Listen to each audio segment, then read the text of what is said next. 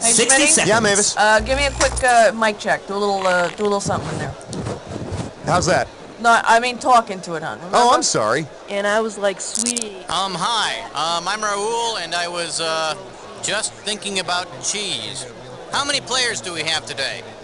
Playing alone, huh? Well, who says you can't have fun by yourself, huh? Who says that? It's probably people with friends, I imagine. Well, go ahead and type in your name there. From the gate. Hey, what you doing? Another thing, are you looking for a 7-question game or a 21-question game?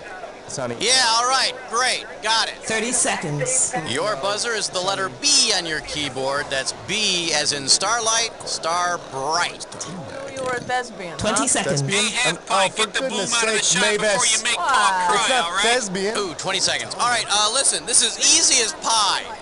Pie the food, not the number. Question comes on the screen. You think you know the answer, you buzz in. You pick one of the choices on the screen. All right? 10 seconds. Good luck. 9, 8, 7. All right, Six, we're going. Lose the five, desktop. four, Let's go to black. 3. White and Whitey, Tuesday nights following Homeboys in Outer Space. Super. Just super duper.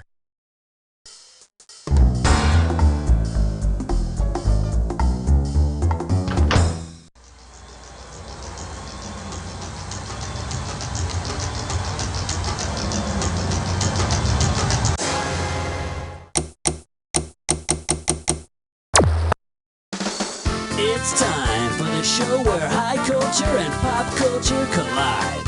Well, I see you're playing You Don't Know Jack TV all by yourself. Well, don't be embarrassed. Laugh track will be provided. Well, you're playing all by yourself today, huh? Well, that's okay. Look at it this way. You got a lot of room. Okay, let's go. Throw me a category. And now climbing up the charts all the way to number 1.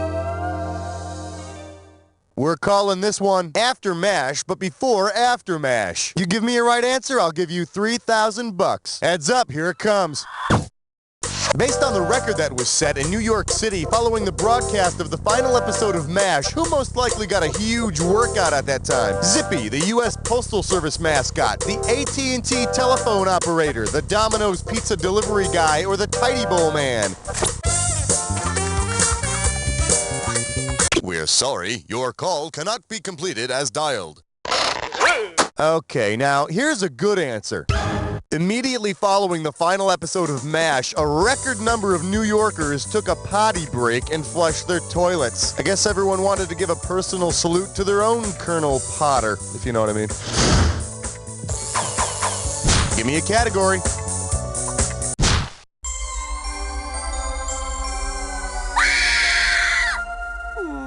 Well, what do we have here? Sounds kind of shady to me. Let's see what you'll do for $1,000. Hey, you know that show Evening Shade and they got the town newspaper, the Argus? Well, if Burt Reynolds' character poses for a photo in the Evening Shade Argus that is similar to the one Burt posed for in Cosmopolitan, what will Argus readers see? Wood Newton in the nude, Wood Newton in drag, Wood Newton having sex, or Wood Newton with no hair?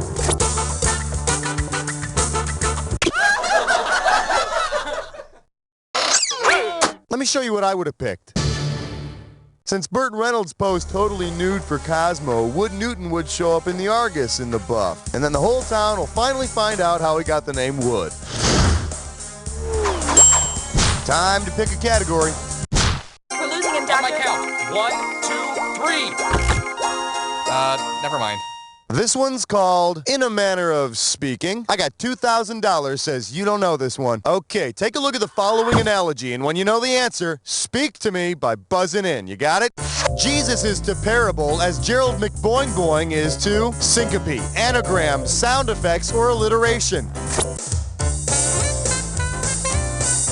Just as Jesus often spoke in parables, Gerald McBoing Boing is a 1950s cartoon boy who speaks in sound effects. My disciples, take these loaves and fishes and...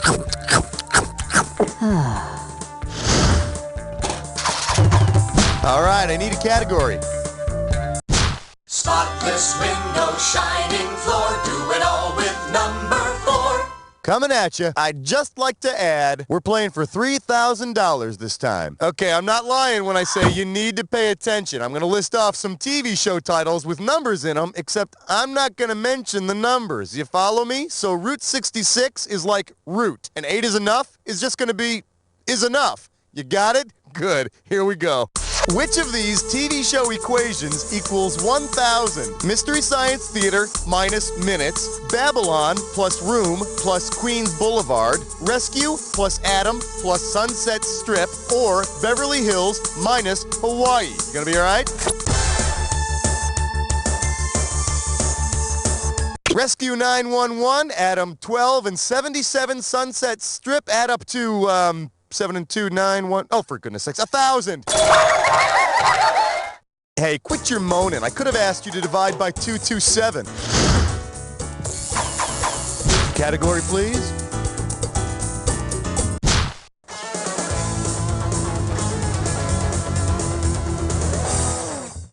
The category? That's a nasty cough, man. $2,000 for a correct answer. Hey, guess what I heard? They're going to be remaking the classic story of Dr. Jekyll and Mr. Hyde with the cast of Taxi.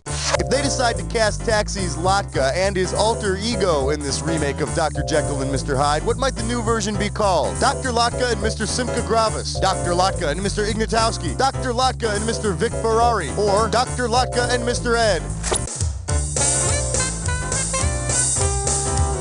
Survey says... You want to see what the smart money says? Latka's obnoxious alter ego is named Vic Ferrari, and the new title of Latka's Jekyll and Hyde remake is, yeah, you guessed it, Ibida. All right, pick a category. Tonight's topic, 6 in the workplace. Today's specialties include 2 turtle doves and a partridge in a family tree. How does $2,000 sound? Hey, you know David Cassidy and Shirley Jones from the Partridge Family? You know that they're related in real life? No, I'm telling you. If their relationship on the Partridge Family were the same as their real-life relationship, which sign might appear on the back of the bus? Caution, nervous second cousin driving. Caution, nervous stepmom driving. Caution, nervous sister-in-law driving. Or caution, nervous grandma driving. Shirley Jones is David Cassidy's real-life stepmother. Which must have been pretty tough on him. I mean, every time he botched his lines, he probably had to scrub the floor or something. Throw me a category. Yeah, chest strut fits dime whore. It is time for observations. One gibberish category coming up. Werewolf-like symptoms. What do you say to $5,000 to start this gibberish question off? Now, as soon as you know the answer, you buzz in and start typing, because I'm going to take away some of that cash every second and a half. Okay, get ready to buzz in and type when you can tell me what this rhymes with. Harry Lathers has the fever. And just pretend those commas aren't... This could do it. Type in your answer and hit return.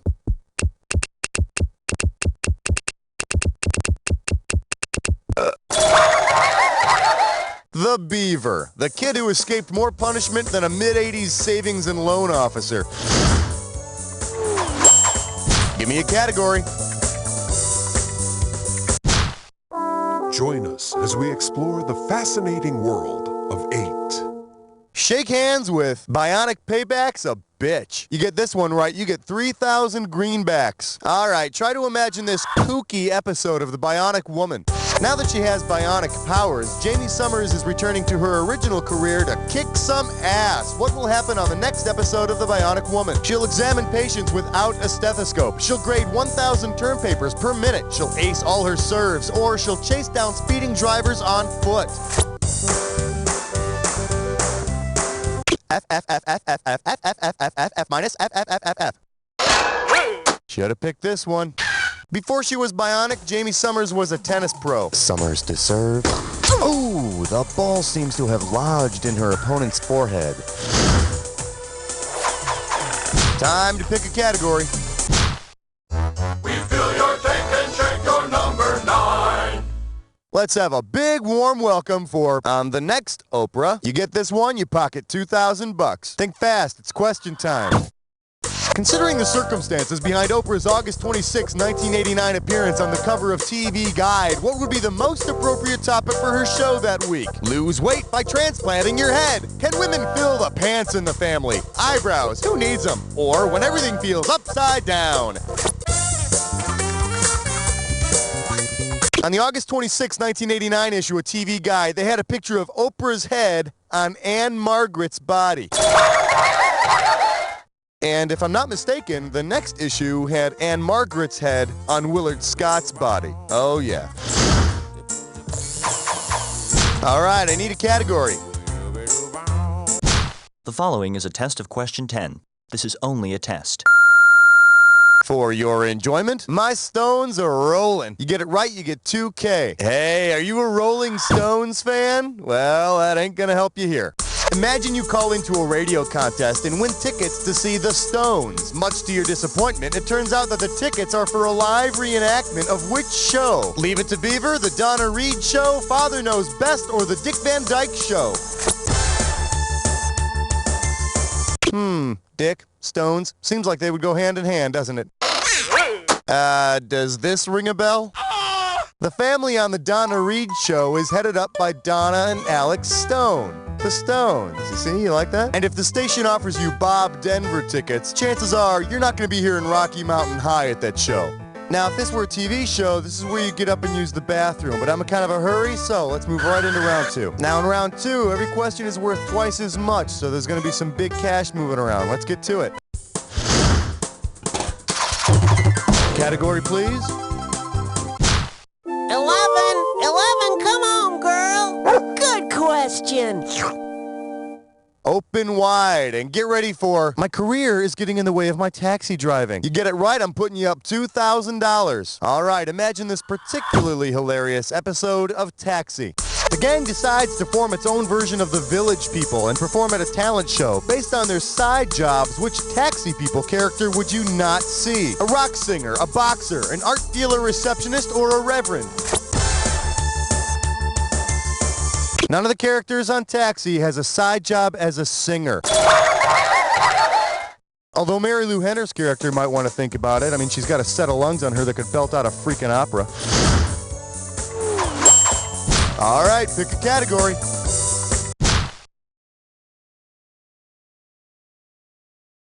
And our special guest tonight, at least he's not named Doogie. 4K coming your way for a right answer. Okay, this is a fill in the blank, so buzz in and start typing when you know the answer. Now, what is that character's nickname? Can you help me out here?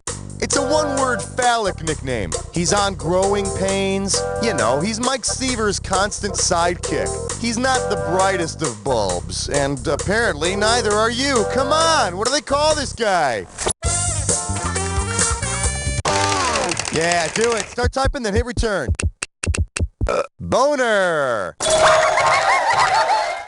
Yeah, I don't know about you, but I always thought Boner was sort of a stiff, but a real stand-up guy. Yeah, the hits just keep on rolling. Give me a category. Flash, we interrupt this game to bring you a special question. I believe this one is called Black and White and Red All Over. I got $2,000, says you don't know this one. All right, you know how in the movie The Wizard of Oz, whenever Dorothy is in Kansas, everything's in black and white? When she's in Oz, everything's in color? Because it also made the transition from black and white to color, which of the following sitcoms would make Dorothy feel right at home? The Addams Family, Leave It to Beaver, The Andy Griffith Show, or The Dick Van Dyke Show? You got 159 black and white episodes of The Andy Griffith Show and 90 that were in color, so Dorothy would fit right in. You're not my Auntie M. Oh, hush. Now you wash your hands and call Opie for dinner, and your little dog, too. Throw me a category. I remember growing up on the mountain and sharing my bedroom with 14. Let's take a look at And Lucy Will Love Me Back, so help me God. How does $4,000 grab you? Hey kids, it's howdy doody time. If a crazed fan of I Love Lucy loved Lucy so much that he actually began to stalk Lucy, what technical benefit of the show could he use to his advantage? Watching Lucy in full color, watching Lucy from 3 different angles, monitoring Lucy's every movement in stereo, or seeing the interior of Lucy's real-life house. I can't take you anywhere. Well, that'll make an exciting story, won't it?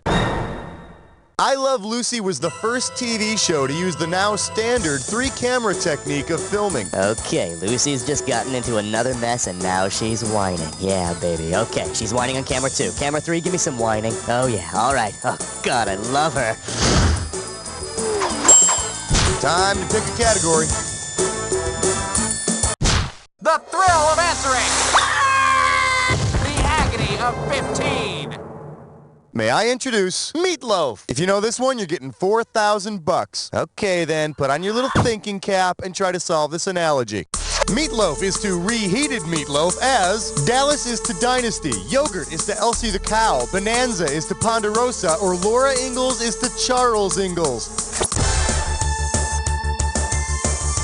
The show Ponderosa is actually just reruns of the show Bonanza, so you're just getting the same thing warmed over with a different name. I always wondered why I got a little gassy after that show. All right, I need a category. All right, don't freak out on me or nothing, but you're about to jump head first into a Dis or Dat.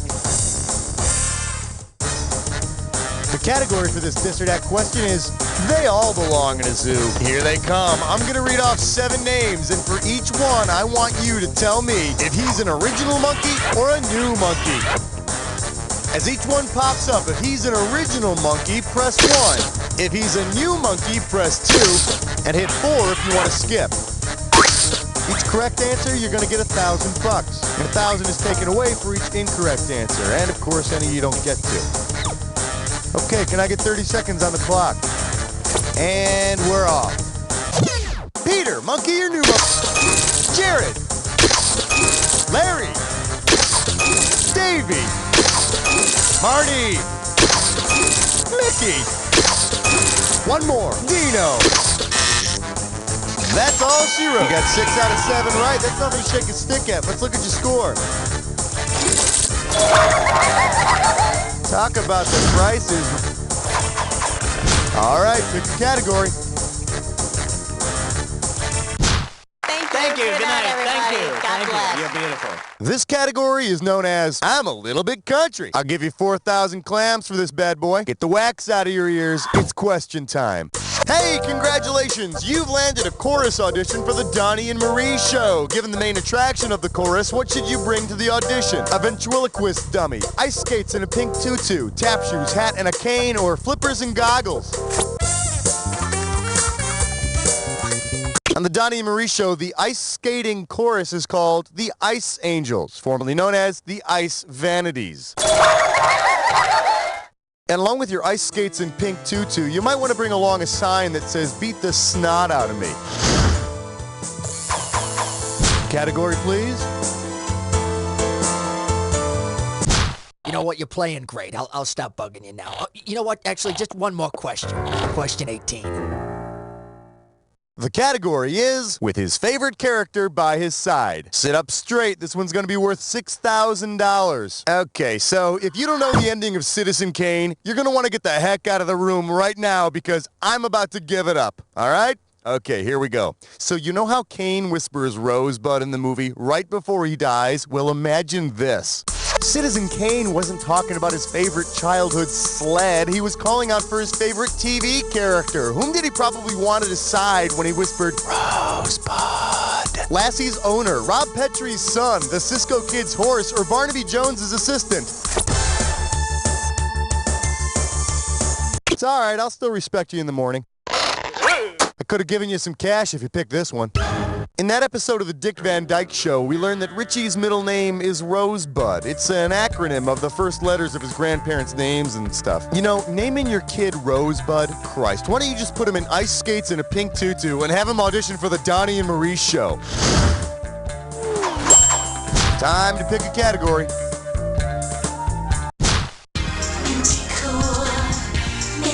/19. Let's see what we got going. Lance, this. You want $6,000? Give me your right answer. Say, you remember that made-for-TV movie, The Loneliest Runner, starring Lance Kerwin? Sure you do. Say Lance Kerwin's character in The Loneliest Runner decides to form his own country. Based on his problem, what will be the most appropriate design for his country's flag? Blue background with red stars, red background with brown stripes, white background with yellow spots, or black background with green clovers? Lance Kerwin's character ran home from school every day because his mother hung his pea-stained sheets out the window, so his flag would probably look like a pea-stained bedsheet. And for his country's national anthem, he could use the theme song from The Wiz. Throw me a category. Question 20 now concludes its broadcast day. For your viewing pleasure, if you think Vietnam was bad, 4,000 big ones for a right answer here. Now you listen here. The late 60s were a very controversial time for television. Consider the Smothers Brothers Comedy Hour. It brought irreverent, even politically challenging humor to mass audiences between 1967 and 1969. The show featured performers like Pete Seeger and Joan Baez, who represented anti-war sentiments on the otherwise sanitized primetime schedule. After canceling the Smothers Brothers Comedy Hour, with which show did CBS replace it? Hee-haw! My Mother the Car, The Ugliest Girl in Town, or Me and the Chimp? This is gonna end in tears. Hey, if you got a minute, take a look at this. After yanking the Smothers Brothers off the air in 1969, CBS made the brilliant choice of replacing them with the biting social commentary of Hee-Haw. So now tell me, is it just me, or does LBJ look frighteningly like Junior Samples? Give me a category.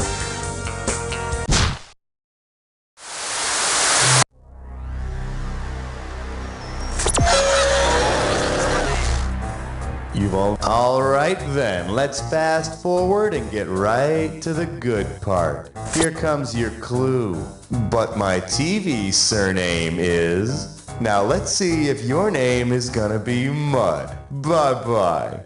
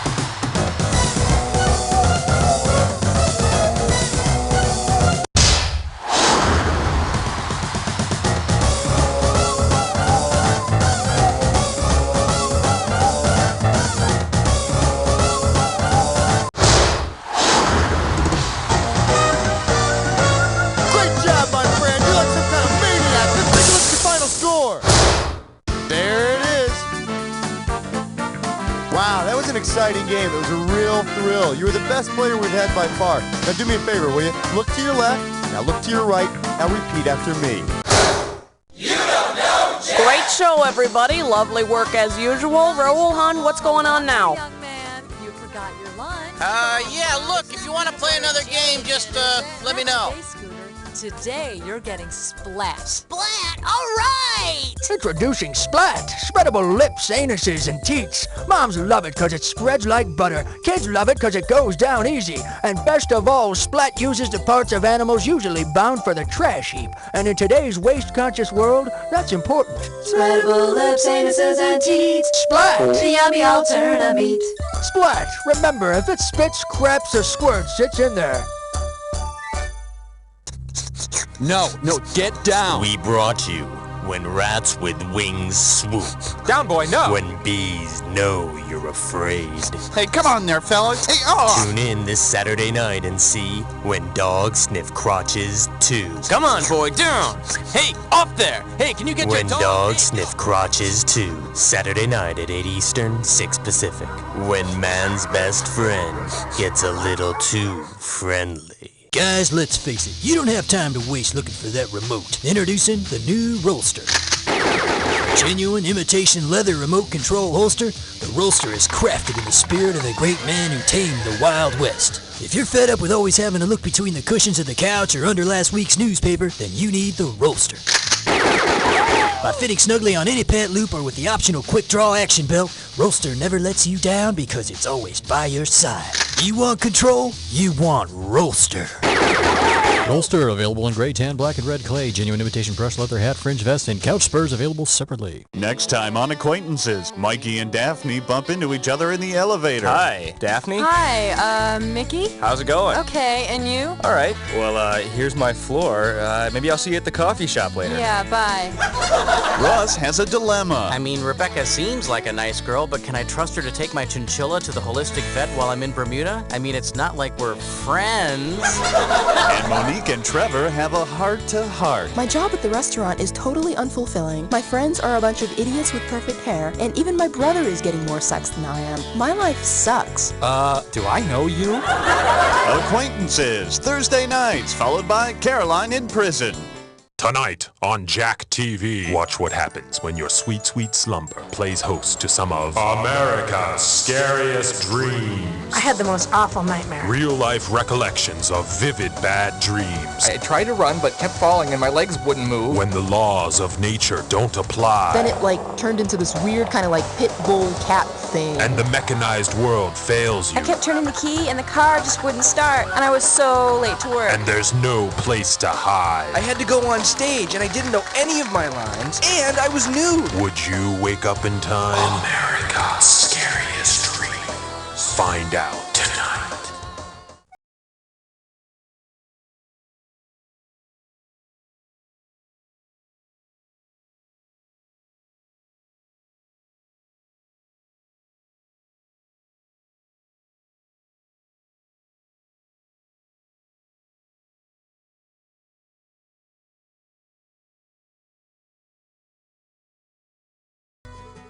Well, good night, Jimmy. Ooh, excuse me.